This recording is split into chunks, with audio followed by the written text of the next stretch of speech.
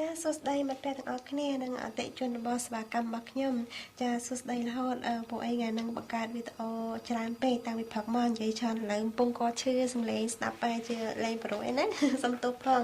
ចា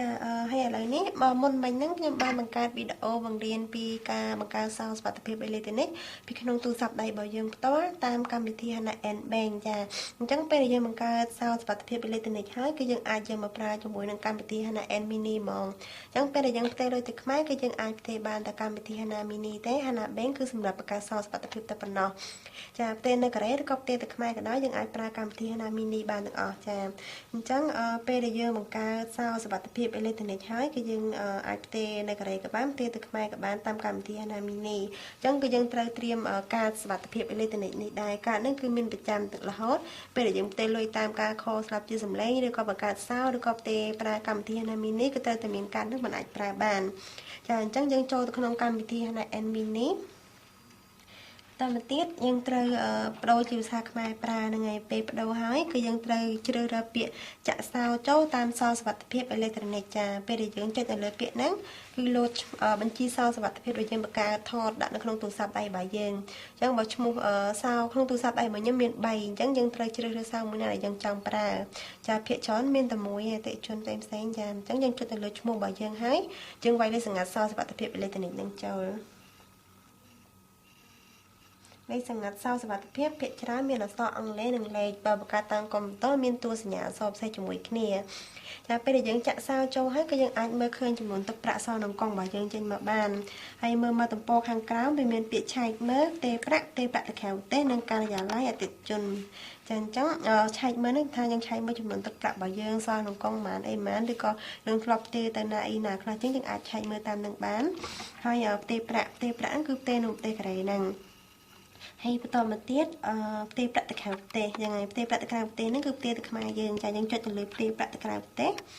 ហើយយកជួរទី2មិនមែនខាងលើទេណាលើផ្ទេរប្រាក់ទៅខាងប្រទេសដែរតែសេវាផ្សេងនៅផ្សេងពីខាងរបស់ខ្ញុំចឹងអាចទៅថ្លៃសេវាថ្លៃបានហើយខាងក្រោមនេះផ្ទេរប្រាក់ទៅអាស៊ីអាគ្នេយ៍តាមសេវា PC សេវាដែលខ្ញុំភ្ជាប់ឲ្យអតិថិជនដែលកំពុងប្រើប្រាស់សប្តាហ៍ថ្ងៃដល់ពេលយើងចុចផ្ទេរប្រាក់ទៅក្រៅប្រទេសតាមសេវា PC ហ្នឹងហើយគឺចេញឈ្មោះអ្នកទទួលនៅខ្មែរដែលយើងភ្ជាប់ចេញមកចាហ្នឹងហើយយើងភ្ជាប់លេខកង់មកស្រាប់ចឹងគឺលោតលេខកង់មកឲ្យយើងឃើញនៅក្នុងប្រព័ន្ធរបស់យើងស្រាប់ចាអញ្ចឹងពេលដែលយើងផ្ទេរលុយទៅក្រៅប្រទេសកន្លែងឈ្មោះខាងលើ3ហ្នឹងគឺយើងមិនត្រូវប៉ះពាល់វាទេគឺម្លងវាចោលយើងត្រូវធ្វើការបំពេញចាប់ពីចំណុចលេខគណនីដកប្រាក់កន្លែងហ្នឹងគឺទាមទារឲ្យយើងជ្រើសរើសលេខកង់របស់យើងដើម្បីគឺដកលុយក្នុងកង់របស់យើងពេលដែលយើងផ្ទេរលុយចាអញ្ចឹងយើងចុចនៅលើពាក្យ select ពេលចុចនៅលើពាក្យ select មកនឹងចេញលេខកង់ធនាគារ HANA យើងមកហើយអញ្ចឹងយើងចុចលេខកង់ហ្នឹងឲ្យនៅជាប់នៅលើទំព័រអេក្រង់ទូរស័ព្ទរបស់យើងបន្តមកទៀតខាងក្រោមលេខសម្ងាត់គណនីដកប្រាក់កន្លែងហ្នឹងគឺគេទាមទារឲ្យយើងបញ្ចូលលេខសម្ងាត់4ខ្ទង់របស់យើងចាហើយចុចសញ្ញា hack in ខាងក្រោមនេះទៀតលេខសម្ងាត់ដកប្រាក់ថ្លៃសេវាកន្លែងហ្នឹងគឺពេលដែលយើងផ្ទេរលុយយើងគេនឹងកាត់លុយ 8,000 ក្នុងកង់របស់យើងចេញទៅចាកន្លែងហ្នឹងដូចគ្នាខាងលើដែរយើងចុចលើពាក្យ select ក៏បានពេលចុចលើពាក្យ select ទៅចេញលេខកង់ធនាគារ HANA មកប៉ុន្តែចុចសញ្ញាគ្រីសក៏បានដែរបើចុចសញ្ញាគ្រីសមកលោតលេខកង់មកដូចគ្នាចាពីហ្នឹងតាមចិត្តរបស់យើងចង់ប្រើមួយណាក៏បានហើយខាងក្រោមនេះលេខសម្ងាត់ដកប្រាក់ថ្ងៃថ្លៃសេវាអញ្ចឹងយើងដាក់លេខសម្ងាត់4ខ្ទង់របស់យើងម្ដងទៀតចាហើយ hack in នេះចំនួនទឹកប្រាក់ដែលត្រូវផ្ទេរចាគឺយើងត្រូវដាក់ជាដុល្លារពេលដែលយើងផ្ទេរចេញទៅគឺយើងដាក់ឧបមាថាថ្លៃសេវាសរុបនឹងកដាលនឹងខ្មែរយើងវាអស់$17អញ្ចឹងឧបមាថាយើងទៅយកនៅខ្មែរ100យើងដាក់117យក1000 1017យក5000 5000 17ឲ្យតែក្រោម$10000គឺកាត់ប៉ុណ្ណឹងដូចគ្នាអញ្ចឹងទូរស័ព្ទរបស់ខ្ញុំការផ្ទេររបស់ខ្ញុំខ្ញុំដាក់1000អញ្ចឹងខ្ញុំត្រូវដាក់ពីកូរ៉េនឹងទៅ1017ចាហើយប្រអប់ខាងក្រោយនេះម្លងវាចោលមិនចាំដាក់អីទេហើយយើងអូសចូលមកក្រៅមកយើងពិនិត្យមើលឈ្មោះអ្នកទទួលលេខទូរស័ព្ទដៃអ្នកទទួលនិងលេខកង់ដែលយើងភ្ជាប់នឹងត្រឹមត្រូវដែរអត់ជួនកាលខាងធនាគារឬក៏ខាងខ្ញុំអាចដាក់ខុសបានអញ្ចឹងយើងត្រូវពិនិត្យមើលម្ដងទៀតខ្លាចខុសចាហើយឧបមាថាយើងភ្ជាប់កង់នោះមិនតែថ្ងៃក្រោយយើងផ្ទេរទៅលេខចង់ផ្ទេរទៅអ្នកដទៃប៉ុណ្ណឹងកន្លែងហ្នឹងយើងអាចដូរលេខកង់បានយើងចុចនៅលើហ្នឹងហើយយើងលុបចេញយើងដាក់ឈ្មោះអ្នកថ្មីដែលយើងចង់ផ្ទេរចេញទៅ ដូរលេខទូរស័ព្ទមិនសំខាន់ទេដូរក៏បានមិនដូរក៏បានហើយខាងក្រោមនេះដូរលេខកុងដែរពេលយើងចុចនៅលើប្រអប់ហ្នឹងគឺយើងអាចនឹងដូរលេខកុងចេញបានដែរអញ្ចឹងយើងដាក់លេខកុងមកថ្មីប៉ុន្តែបើយើងអត់ផ្ទេរតំណែងផ្សេងទេយើងផ្ទេរតំណែងដែលយើងភ្ជាប់អញ្ចឹងមិនបាច់ចាំប៉ះពាល់ទេគឺពិនិត្យមើលបានហើយអញ្ចឹងអូសចូលមកក្រោមមកចុចលើសញ្ញាបន្ទាប់ចាប៉ុន្តែបើយើងផ្ទេរតំណែងផ្សេងថ្ងៃដូរកន្លែងឈ្មោះអ្នកទទួលលេខទូរស័ព្ទដៃហើយនឹងលេខកុងឈ្មោះធនាគារលេខកូដធនាគារស័យដ្ឋានធនាគារមិនត្រូវប៉ះពាល់អីទាំងអស់ចាបន្តមកទៀតក៏ចុះមកខាងក្រោមចុចលើសញ្ញាបន្ទាប់ចាពេលដែលយើងចុចនៅលើសញ្ញាបន្ទាប់ហើយគេនឹងលុបវិក័យប័ត្រដែលយើងពិនិត្យមើលម្ដងទៀតអញ្ចឹងចំណុចសំខាន់គឺយើងត្រូវពិនិត្យមើលចំនួនទឹកលុយដែលយើងដាក់នឹងត្រូវដែរអត់ហើយឈ្មោះអ្នកទទួលលេខកុងអ្នកទទួលដែលយើងដូរឬក៏ដែលយើងភ្ជាប់នឹងត្រឹមត្រូវដែរអត់យើងពិនិត្យមើលម្ដងទៀត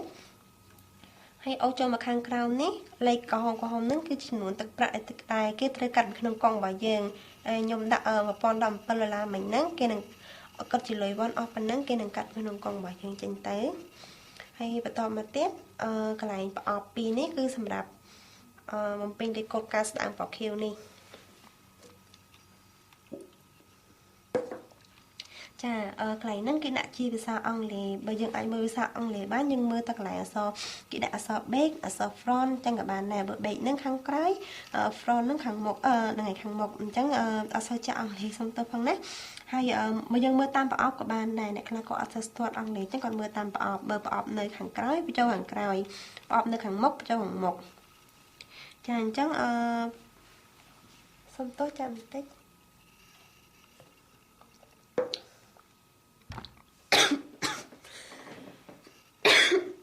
sorry សំតណាអញ្ចឹងយើងមើលខ្ទង់ទី24ពីខ្ទង់ខាងក្រោយខ្ទង់ទី24ពីខាងក្រោយមានកាតរបស់យើងចាខ្ទង់ទី24ពីខ្ទង់ខាងក្រោយមានលេខ59អញ្ចឹងយើងមកចូលលេខ59នេះគេហើយ hack in បន្តមកទៀតបញ្ចូលខ្ទង់ទី18ពីខ្ទង់ខាងមុខប្រអប់នៅខាងមុខហើយមកចុចពីនៅពីក្រោយអញ្ចឹងយើងមើលខ្ទង់ទី18ពីខ្ទង់ខាងមុខមានលេខ83អូខេបញ្ចូលលេខ83គេហើយ hack in ចាចុងក្រោយគេចុចសញ្ញាបន្ទាប់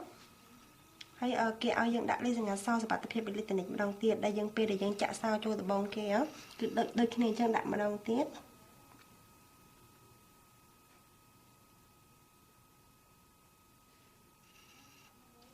ហើយចុចសញ្ញា hack in ចាពេលដែលចំនួនទឹកលុយក្នុងកុងរបស់យើងគ្រប់គ្រាន់ពេលដែលយើងចុចសញ្ញា hack in ហើយលុយនឹងចេញទៅឯប៉ុន្តែក្នុងកុងរបស់ខ្ញុំមានលុយពុំគ្រប់គ្រាន់អញ្ចឹងគេលោតការណែនាំប្រាប់ថាត្រូវបញ្ចូលលុយប៉ុន្មានអីគេថែមទៀតអញ្ចឹងណាចាអាហ្នឹងគឺជាការផ្ទេរលុយទៅក្រៅប្រទេសហើយបន្តិចទៀតនេះខ្ញុំនឹងបង្កើតការផ្ទេរប្រាក់នៅក្នុងការណែនាំពីរបៀបផ្ទេរប្រាក់នៅប្រទេសកូរ៉េឲ្យដែរឥឡូវនឹងឲ្យឈឺកំប៉ុងកក្អករហូតដល់សុំទោសផងណាពេលដែលធ្វើនឹងកំពុងណែនាំក្អកតុត្រមមិនបានចាសុំទោសផងអញ្ចឹងពេលដែលមើលកម្មវិធីរបស់ខ្ញុំហើយនៅមានថាមិនយល់នៅចំណុចណាមួយសូមខលមកខ្ញុំនឹងជួយណែនាំតាមការនិយាយទូរស័ព្ទតាមក្រោយទៀតណាចាអរគុណច្រើនហើយសូមទោសអ្នកគ្នាផងចា